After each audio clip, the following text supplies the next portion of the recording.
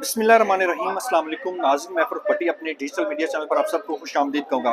नाज़रीन, supreme court में आज फुल कोर्ट रेफरेंस हुआ। कल नामज़द चीफ जस्टिस जाहिया अफरीद साहब ऐवान सदर में हलफ उठाएंगे।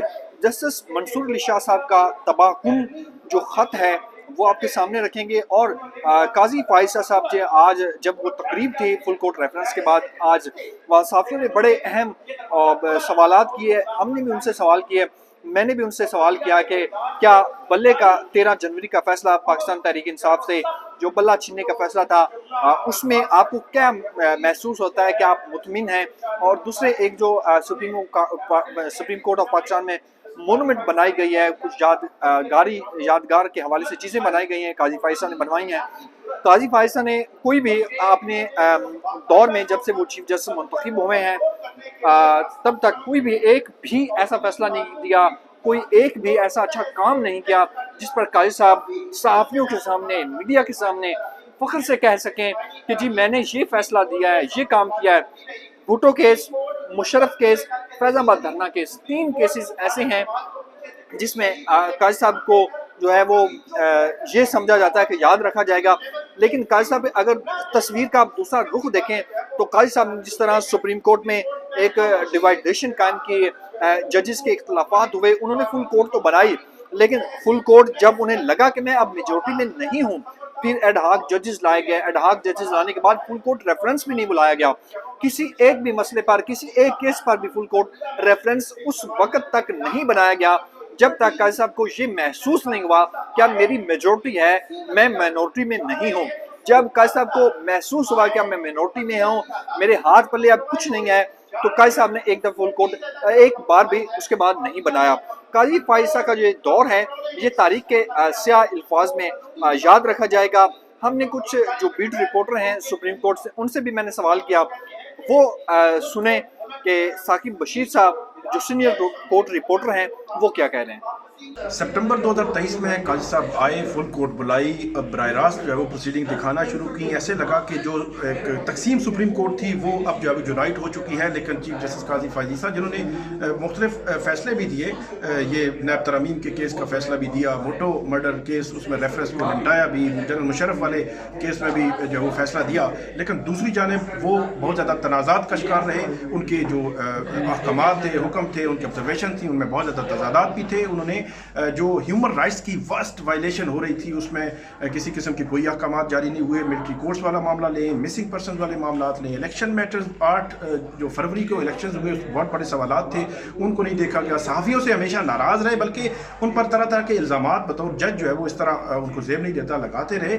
और जो फुल कोर्ट है वो जो खुद कॉन्सेप्ट शुरू में दिया फुल कोर्ट का, आखिरी मंथ वन मैन शो चलता रहा, फुल कोर्ट नहीं बुलाई। बार बार जस्टिस मंसूर अली शाह जो माजी में जब रेफरेंस था तो उनके हक में उनके फैसले मौजूद हैं, और जस्टिस मंसूर अली शाह बड़े इंडिपेंडेंट जज हैं, उन पर टारगेट किया, अपने आप को सबसे बदतर जो है वो साबित करने की कोशिश की। बाकी जो है वो जजेस को जो है वो नीचा दिखाने की कोशिश की। वो ऑर्डर्स में जो उनके ऑर्डर्स, ऑब्जर्वेशंस या उनकी जो नोट है उसमें भी आप जो है वो देख सकते हैं। तो जो सुप्रीम कोर्ट उनके आने से पहले तकसीम थी, जब वो आए तो यूनाइट थोड़ा सा लगा कि यूनाइट हो रही है। अब दोबारा तकसीम भी, बल्कि मैं नहीं कहूँगा, आखिरी दफ़ा फुल कोर्ट उन्होंने इसलिए नहीं बुलाई कि क्योंकि उनकी मेजॉरिटी नहीं थी। मखसूस नशिस्तों के केस में माइनॉरिटी में चले गए थे। तो अगर जाने वाला चीफ जस्टिस फुल कोर्ट बुलाए और उसकी मेजॉरिटी ना हो, माइनॉरिटी में उसका व्यू बन जाए, तो उस पर बहुत बड़े सवालिया निशान होते हैं। तो उनको कोई अच्छे अल्फाज से याद नहीं रखा जाएगा। उन्होंने बल्ले के निशान का जो फैसला दिया था वो वर्स्ट तरीन फैसला था, वो रद्दी की टोकरी में जाएगा। तारीख में उसको बुरे अल्फाज में इसलिए याद रखा जाएगा क्योंकि एक पूरी पोलिटिकल पार्टी को उन्होंने जब वो इलेक्शन से उस फैसले ने दूर किया, और वो अभी तक जो है वो उस पर मानने के लिए भी तैयार नहीं है। ये वो फैसला है जो उनकी पूरी जो हिस्ट्री लिखेगा, जिसमें उनको अच्छे अल्फाज से जो है वो याद नहीं रखा जाएगा। बहुत शुक्रिया जी, ये आपने सुना। और अब मैं जस्टिस मंसूर अली शाह साहब के खत की जानिब आता हूँ। जस्टिस मंसूर अली शाह साहब, जस्टिस अतर मिनल्ला साहब और लाहौर हाई कोर्ट के जो चीफ जस्टिस हैं, जो अभी सुप्रीम कोर्ट साबिक जो लाहौर के चीफ जस्टिस शहजाद मलिक साहब, वो भी इस रेफरेंस में नहीं थे। अतर मिनल्ला साहब भी नहीं थे, जो साबिक इस्लामाबाद हाई कोर्ट के चीफ जस्टिस हैं, वो सुप्रीम कोर्ट में हैं। जस्टिस मुनीब साहब भी वो इस पर रेफरेंस में मौजूद नहीं थे। तो ये आप इससे अंदाज़ा लगाएं कि किस तरह से काजी फाइसा का, अगर एक अच्छा जज होता تو تمام ججز اس ریفرنس کا حصہ ہوتے اور اپنے خیالات کا اظہار کرتے اور قاضی صاحب کے فیصلوں کی تعریف کرتے، لیکن قاضی صاحب نے آج تک کوئی ایسا فیصلہ دیا ہی نہیں ہے جس پر ان کی تعریف کی جائے۔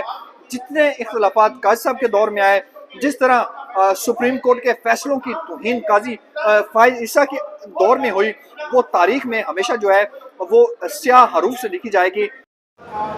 مائک خراب ہو گیا تھا، کچھ آواز ڈسٹرب ہوگی، معذرت خواہ ہوں۔ میں بات کر رہا تھا جسٹس منصور علی شاہ صاحب کے خط کی۔ جسٹس منصور علی شاہ صاحب کا جو خط ہے وہ ایک حقیقت پر مبنی ہے، لیکن بنیادی سوال یہ بھی ہے کہ جسٹس منصور علی شاہ صاحب کا خط جو ہے وہ موقع کی مناسبت سے درست نہیں ہے۔ جسٹس منصور علی شاہ صاحب کو اگر ساری باتیں ان کو پتہ تھی تو جسٹس منصور علی شاہ صاحب کو یہ خط پہلے لکھنا چاہیے تھا۔ جسٹس منصور علی شاہ صاحب کو یہ ساری باتیں جو ہے پہلے میڈیا پر دینی چاہیے تھی، لیکن جسٹس منصور علی شاہ صاحب نے جس طرح خط لکھا ہے وہ بڑا حیران کن ہے۔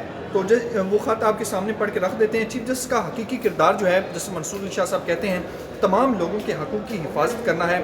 چیف جسٹس قاضی فائز صاحب شتر مرغ کی طرح اپنے سر کو ریت میں دبا کر جو ہے وہ عدلیہ پر بیرونی اثرات اور دباؤ کے سامنے بے حس اور بے نیاز ہیں۔ مداخلت کے خلاف دیوار بننے کی بجائے انہوں نے مداخلت کے دروازے کھول دیے۔ جسٹس منصور علی شاہ صاحب، مجھے افسوس ہے میں اپنی ضمیر کی آواز سن کر ایسے چیف جسٹس کے لیے ریفرنس میں کھڑا نہیں ہو سکتا۔ چیف جسٹس قاضی فائز صاحب کو سپریم کورٹ کے فیصلوں کا احترام نہیں تھا۔ چیف جسٹس قاضی فائز صاحب نے ڈٹھائی سے کہا کہ ایگزیکٹو جو ہے سپریم کورٹ کے فیصلے نہ تسلیم کرے۔ انہوں نے سپریم کورٹ کے کولیگز میں تقسیم پیدا کی اور عدلیہ پر ایسے داغ چھوڑے جو ایک لمبا عرصہ برقرار رہیں گے۔ چیف جسٹس قاضی فائز صاحب کا دور چھوٹے پن، انتقام اور انتظامی معاملات میں چھوٹے کردار کے حوالے سے ہمیشہ سپریم کورٹ کی تاریخ میں، پاکستان کی تاریخ میں جو ہے وہ یاد رکھا جائے گا۔ ایسا ریفرنس اور ایسا دور یہ پیغام دیتا ہے کہ ایک چیف جسٹس اپنے ادارے سے بے وفائی کرنے کے باوجود بھی انصاف کا خدمتگار ہو سکتا ہے۔ میں معذرت خواہ ہوں، میں اپنے ہوش و حواس میں ایسے چیف جسٹس کے ریفرنس میں شامل نہیں ہو سکتا۔ یہ جو ہے جسٹس منصور علی شاہ صاحب کا خط ہے قاضی فائز صاحب کے حوالے سے۔ قاضی فائز صاحب نے جس طرح تقسیم کی عدلیہ میں اور جس طرح سپریم کورٹ کے فیصلوں کی یہاں پر قاضی فائز صاحب کے ہوتے ہوئے توہین ہوئی، اس سے سپریم کورٹ اندرونی طور پر کمزور ہوئی اور ججز میں اختلافات کا جو فقدان ہے وہ آپ سب کے سامنے ہے۔ تو اس حوالے سے آج قاضی فائز صاحب نے ہم نے یہ بھی سوال کیا، کیا 13 جنوری کا جو پاکستان تحریک انصاف ملک کی سب سے بڑی سیاسی جماعت تھی ان سے بلہ چھیننے کا جو فیصلہ ہے اس پر کیا آپ مطمئن ہیں؟ آپ کے دور میں انسانی حقوق کی وائلیشن ہوئی، بنیادی انسانی حقوق پر جو قدغنیں لگی اور جس طرح چادر چار دیواری کے تقدس کو پامال کیا، اور پھر قاضی فائز صاحب نے جس طرح 63A ریفرنس کا جو فیصلہ دے کے جس طرح وہ لوٹوں کو جو ہے وہ موقع فراہم کیا کہ وہ اپنی پارٹی سے اب الگ بھی جا کے کسی اور پارٹی کو ووٹ دے سکتے ہیں، ان کا ووٹ تو کاؤنٹ ہوگا لیکن پارٹی جو ہے، پارٹی سربراہ ہیں وہ اس کے بعد جو ہے وہ کارروائی کر سکتے ہیں۔ تو یہ آپ دیکھ سکتے ہیں قاضی فائز صاحب جو ہے وہ جا چکے ہیں۔ کل ایوان صدر میں جسٹس یحییٰ آفریدی جو نامزد چیف جسٹس ہیں وہ اپنے عہدے کا حلف اٹھائیں گے۔ جسٹس یحییٰ آفریدی صاحب کے لیے سب سے بڑے چیلنجز وہ فارم 47 کی گورنمنٹ بیٹی ہے جنہوں نے ان کو سلیکٹ کیا ہے، الیکٹ کیا ہے، تو یہ ساری چیزیں جو ہیں ان کے لیے بڑا چیلنج ہوگا۔ تو آنے والے چیف جسٹس کے لیے جو بھی چیلنجز ہیں دیکھتے ہیں ان کے ساتھ وہ کیسے نمٹ سکتے ہیں اور تاریخ ان کو کن الفاظ میں یاد رکھے گی۔ جسٹس منصور علی شاہ صاحب اس وقت عمرے پر ہیں، 1 نومبر کو وہ واپس آئیں گے اور اپنا چیمبر ورک دوبارہ جو ہے وہ شروع کریں گے۔ تو یہ اب تک کی جو تازہ ترین صورتحال ہے وہ آپ سب کے سامنے رکھی ہے۔ مجھے اپنی دعا میں یاد رکھیے گا۔ اللہ نگہبان، پاکستان زندہ باد۔